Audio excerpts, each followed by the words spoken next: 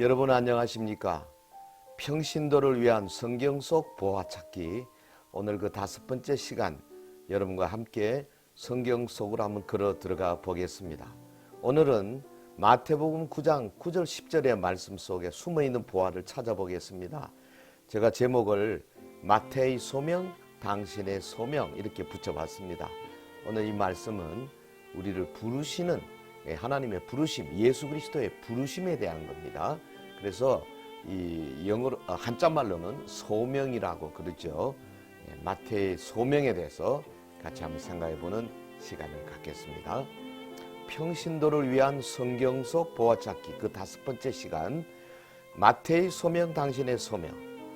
오늘 먼저 이 하나님의 말씀 우리 같이 한번 읽어보겠습니다. 마태복음 9장 9절 10절 여러분 화면을 보시고 함께 읽어보시면 더 도움이 되겠습니다. 예수께서 그곳을 떠나 지나가시다가 마태라 하는 사람이 세관에 앉아 있는 것을 보시고 이르시되 나를 따르라 하시니 일어나 따르니라. 예수께서 마태의 집에서 앉아 음식을 잡수실 때에 많은 세리와 죄인들이 와서 예수와 그의 제자들과 함께 앉았더니 그랬어요. 아주 간단한 특별한 구절이 아닌 것 같아요. 그런데 여러분, 성경은 말씀 하나하나가 정말로 놀라운 하나님의 영감을 기록하고 있다는 사실 여러분 잊어버리지 마시기를 바랍니다.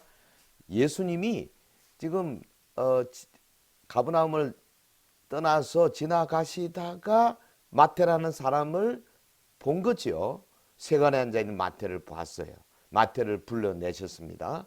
그래서 마태가 그로부터 예수님의 제자가 되고 위대한 하나님의 종이 되었지 않습니까? 자, 이 사실을 좀 더 깊이 한번 들어가 봅시다. 하나님은 시대마다 자기의 종들을 부르신다는 사실 잊어버리지 마시기 바랍니다. 하나님이 누구십니까? 역사를 주관하신 하나님이십니다. 그래서 시대마다 자기의 종들을 부르시고 그 종들에게 놀라운 사명을 부여하십니다. 예를 들면 노아 시대, 노아를 불러 방주 짓는 사명을 주시지 않습니까?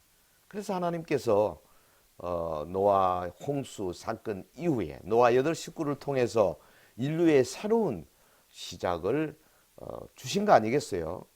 아브라함 보십시오. 여러분, 갈대아 우르에 살던 아브라함, 하나님이 불러내셨어요. 그래서 하란을 거쳐서 가나안으로 오게 하셨습니다. 그래 아브라함에게 땅의 축복, 씨의 축복, 또 복의 약속 주셨죠. 그래서 아브라함을 하여금 이스라엘의 조상이 되게 하셨어요. 그로부터 한 500년 후에 모세 어떻습니까? 미디안 광야에서 하나님 불러내셨습니다. 당시 이스라엘, 애굽에서 고생하던 이스라엘을 출애굽하게 하셨지 않습니까? 그래서 모세로 하여금 역사 이래 최고의 지도자 중에 한 사람이 되게 하신 그 하나님의 역사. 하나님은 시대마다 자기의 종들을 부르십니다. 자, 예수님은 어떻습니까? 예수님이 육신으로 오시고 난 다음에 제자들을 불러내셨어요. 갈릴리 해변에 다니시면서 거기 있던 베드로, 안드레, 그리고 야고보, 요한 불러내셨습니다. 제자로 삼으셨어요. 저 무화과 나무 아래에 있던 나다나엘을 주님이 부르셨습니다. 오늘 본문은 마태를 부르시는 장면이죠. 마태도 12사도 중에 한 사람 아닙니까? 자, 마태가 부르심 받은, 다르게 표현 마태의 소명, 이 소명을 잘 연구해 보면 저와 여러분을 부르신 주님, 우리의 소명에 놀라운 빛을 비춰줄 것입니다. 9절에 뭐라 그랬어요? 예수께서 그곳을 떠나 지나가시다가 마태라 하는 사람이 세관에 앉아 있는 것을 보시고 이르시되 나를 따르라 하시니 일어나 따르니라. 마태라 하는 사람 이렇게 표현했어요. 영어로는 named Matthews. 여러분, 이 마태복음을 누가 지었어요? 마태가 지었어요. 자기가 예수님의 제자 되고 난 다음에 거의 한 30여 년 지난 다음 AD 한 60년경에 이 마태복음을 기록했다고 알고 있는데, 그러니까 자기가 수십 년 전에 한참 젊을 때에 예수님이 처음 자기를 부르던 장면을 표현하면서 나 마태를 부를 때 그렇게 말하지 않았습니다. 마태라는 사람 아주 겸손하죠. 벌써 마태는 이때 벌써 겸손한 모습을 우리에게 보여주고 있습니다. 자, 마태를 부르신 주님의 부르심을 한번 깊이 한번 살펴보십시다. 마태를 부르신 예수님, 우리가 이 성경 전체를 통해서 알 수 있는 것은 오늘 이 방송을 보고 계시는 시청자 여러분을 부르신 것이 분명합니다. 그리고 지금도 자기의 백성을 계속해서 부르시고 계십니다. 어디를 통해서? 우리 주님은 교회 예배를 통해서 우리를 부르시고 설교 말씀을 통해서 부르시고 때로는 우리의 삶 속에서 여러 가지의 섭리로 우리에게 소명의 문을 열고 계시는 겁니다. 마태의 소명에 대해서 이모저모 살펴봅시다. 그리고 우리를 하나님 나라 일꾼으로 세우신 주님의 부르심을 더욱 굳게 하는 시간이 되기를 바랍니다. 자, 마태의 소명. 첫째로 오늘 본문을 통해서 알 수 있는 것은 이 부르심의 상황에 대한 겁니다. 본문에 보면 지나가시다가 부르셨어요. 우연같이요. 네, 우연 같은 부르심입니다. 예수께서 그곳을 떠나 지나가시다가 마태를 부르셨다. 겉으로 보기에는 우연 같아 보이는 부르심입니다. 이때가 언제입니까? 예수님의 제1차 갈릴리 전도 여행 중이지 않습니까? 예수님은 지금 본 동네인 가버나움을 떠나서 지나가시는 중이에요. 마태에게 미리 연락한 것도 아닙니다. 그냥 지나가시다가 마태를 부르셨어요. 뭡니까?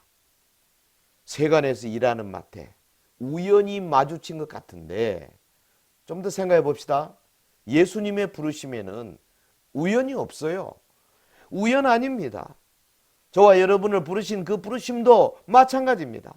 주님은 지금 이 방송을 시청하는 여러분 모두를 완전히 알고 계시기 때문에 절대 주님 앞에는 우연이 있을 수가 없어요. 여러분, 우리를 세상에서 불러내셔서 교회의 멤버로 삼으신 우리 주님, 우리를 잘 알고 계시는 분 아니십니까?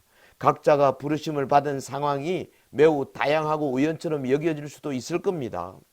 그런데 이 모든 것은 전지전능하신 주님의 섭리하에서 이루어진 것임을 우리는 믿습니다. 여러분, 다시 한번 강조합니다. 예수님이 우리를 부르신 것에는 우연이 결코 없습니다. 예, 우연이 없어요. 그리고 이 부르심의 은혜가 얼마나 강한지, 은혜성, 제가 이렇게 표현해 봤습니다. 누구를 부르셨어요? 세관에서 일하던 세리를 부르셨어요. 아니, 세리를 어떻게 부를 수 있습니까? 네? 마태가 누굽니까? 세리입니다. 당시에 세리는 욕된 직업 아닙니까? 유대인들에게 멸시받는 직업이었어요. 로마가 이스라엘을 식민 통치하면서 이 세리들을 이용해서 얼마나 나쁜 짓을 많이 했습니까? 백성들의 고열을 짜냈습니다. 각종 세금을 붙였습니다. 인두세, 도로세, 물품세, 수도세, 여기다가요, 유대 종교 지도자들도 여러 가지 각종 성전세, 종교적 의무금 이런 것들을 자기가 직접 받기 어려우니까 세리들을 사용했어요. 그 모든 것들을 세리들에게 뒤집어 씌웠습니다. 그러니까 그렇게 좋지 않은 개념의 명칭 세리. 아니, 나사렛에서 젊은 선지자가 나타나서 이제 일을 하려고 하는데 하필이면 이런 사람을 제자로 부르시겠어요? 다시 말하면 마태 쪽에서 절대 구하지 않은 부르심이었다. 그래서 저는 이것을 은혜성이다, 그렇게 표현합니다. 은혜 아니고는 설명할 길이 없어요. 은혜로 부르신 거예요. 마태만 그렇게 은혜로 부르신 겁니까? 예수 그리스도께서 저와 여러분을 부를 때도 은혜로 부르신 거예요. 우리가 하나님의 백성이 된 것은 우리의 신분이나 노력이 아닙니다. 예수 그리스도의 속죄의 은혜를 통해서 하나님이 우리에게 주시는 거저 주신 선물입니다. 할렐루야. 그러므로 자기 신분을 자랑할 수 없습니다. 그러므로 내가 잘했다, 내가 이만큼 했다 자랑할 수 없습니다. 이웃 성도를 업신여기는 일 할 수 없습니다. 만약 우리가 다른 사람을 업신여긴다면 하나님과 예수님의 은혜를 깔보는 셈이 되는 거 아니겠어요? 예수님의 우주적인 초청, Universal Invitation, 수고하고 무거운 짐진 자들아 다 내게로 오라. 내가 너희를 쉬게 하리라. 이게 어디 있어요? 마태복음에 있어요. 11장. 그러니까 마태복음 9장에서 부름받은 마태가 곧 이 구절을 왜 여기 언급하겠습니까? 그의 마음속에 나 같은 것을 부르시다니요. 주님의 그 놀라운 은혜의 부르심에 대한 감격이 있었지 않겠습니까? 주님은 지금도 부르십니다. 돈 없는 자도 오라. 가난하고 헐벗은 자도 오라. 눌린 자, 병든 자, 배우지 못한 자도 다 내게로 오라. 이 방송을 청취하신 여러분들 주님의 은혜로운 초청을 들으시기를 주의 이름으로 축원합니다. 예수 그리스도의 우주적인 부르심. 자, 세 번째 봅시다. 누가 불렀어요? 부르신 분이 누구십니까? 예수님이십니다. 예수께서 지나가시다가 마태를 부르셨다 그랬어요. 예수님이 누군데요? 마태를 완전히 알고 계시는 그 주님. 마태를 보셨을 때 벌써 마태에 대해서 모든 것을 아신 분 아닙니까? 세관에 지금 앉아 있습니다. 그런데 예수님은 세관에 앉은 마태 안에서 마태의 과거 물론 알죠. 현재도 압니다. 놀라운 것은 마태의 미래까지 완전히 알고 계신다는 사실.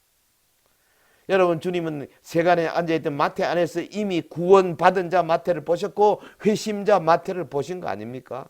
마태 안에서 장차 사도 된 마태, 그리고 마태 복음을 기록할 전기 작가 마태를 이미 보신 거 아니겠습니까? 그리고 복음을 위하여 장렬하게 순교할 순교자 마태를 보신 겁니다. 마태를 부르신 분 바로 예수님이십니다. 예수님은 지금 여러분도 부르세요. 예수님의 부르심은 맹목적인 것이 아닙니다.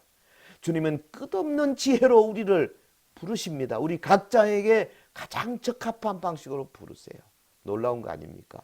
나를 부르셨다. 내 과거도 아시고 현재도 아시지만 나의 미래도 아신다. 5년 후 10년 후 나를 아신다. 주님은 절대 그 잘못될 투자를 하지 않으십니다. 지금 나를 부르신 것은 나의 미래에 큰 하나님의 영광을 돌릴 수 있기 때문에 부른 것 아니겠어요? 이게 얼마나 놀라운 감격입니까? 주님은 우리를 가장 적합한 방식으로 부르십니다. 그래서 우리를 주님의 제자로 하나님의 나라 일꾼으로 세워나가시는 줄 믿습니다. 할렐루야, 할렐루야. 자, 부르신 내용을 봅시다. 그 내용이 간단해요.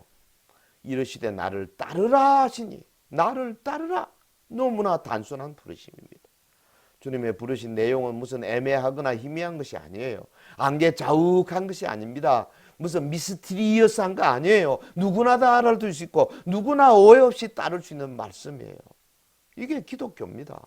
기독교는 무슨 거창한 철학으로 구성된 게 아니에요. 그냥 예수님 따라가면 되는 거예요. 이거는 개별적인 명령입니다. 마태 개인에게 지시하신 것이고 또한 여러분 개인에게 말씀하시는 명령입니다. 나를 따르라. 그게 예수 믿는 거예요. 나를 따르라. 그게 천국 갈 수 있는 유일한 길입니다.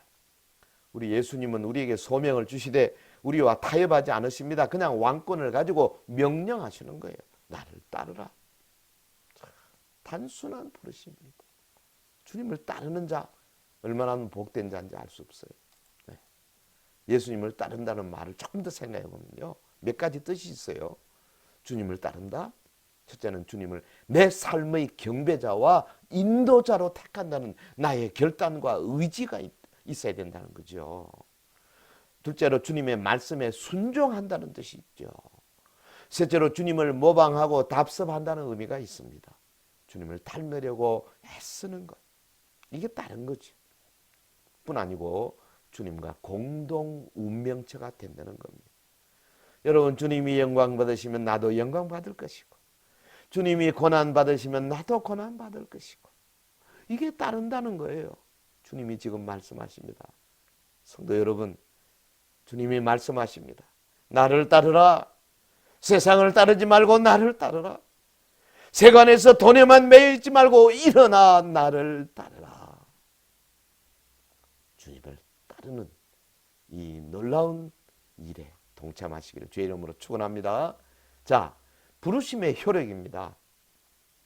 즉시 일어났다는 거예요. 다시 말하면 예수님이 부르셨어요. 즉시 효력을 발휘했어요. 예, 얼마나 놀랍습니까? 마태는 즉시 일어나 예수님을 따랐다. 나를 따르라 하시니 일어났다느니라. 중간에 콤마도 없어요.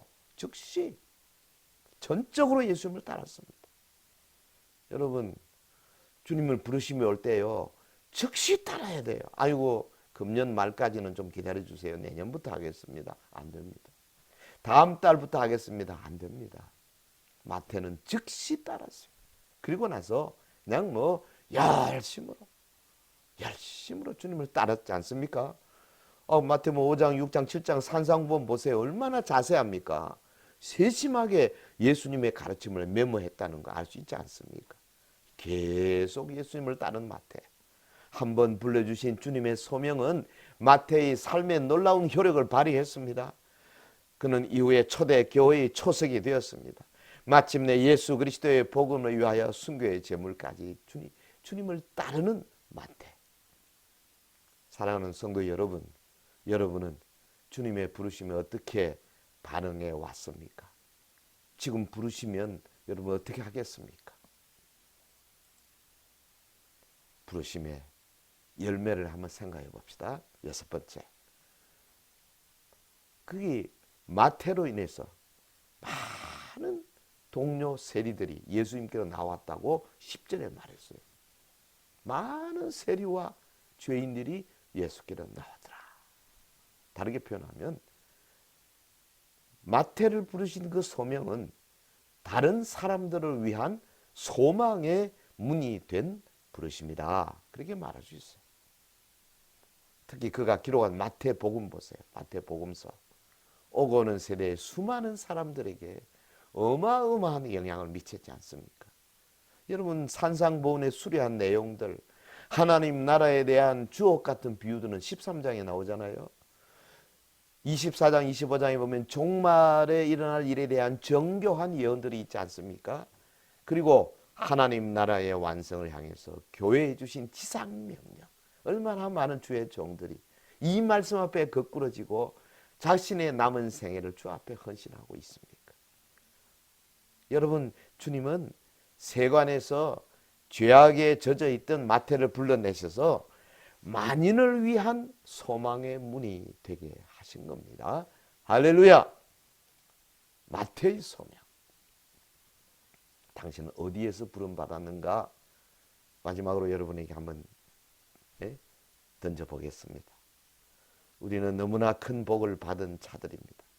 우리가 아무것도 모르고 나의 세관에 앉아있을 때 우리 예수님 불쑥 나를 찾아오셨고 나를 불러주셨습니다. 이것은 결코 우연이 아닙니다. 왜냐하면 주님께서는 나를 완전히 알고 계시기 때문에 그렇습니다. 여러분, 주님의 부르심은 장소에 관하여는 일정하지 않습니다. 마태는 세관에서 부름받았고 베드로와 요한은 갈릴리 호수에서 부름받았습니다. 5세기의 어거스틴은 정원에서 부름받았습니다. 16세기 마틴 루터는 바티칸 계단에서 고행을 하면서 노력하는 동안에 갑자기 하나님의 은혜의 부르심을 받았습니다. 감동적인 부르심이었습니다. 여러분은 어디에서 무슨 일을 하다가 부름받았습니까? 한 번 부르신 주님은 또 부르시는 줄을 여러분 아셔야 됩니다. 주님의 부르심은 장소를 제한하지 않습니다. 지금도 많은 사람들이 집안에서나 직장에서 혹은 매스미디어나 인터넷에서 주님의 부르심을 접하고 있어요.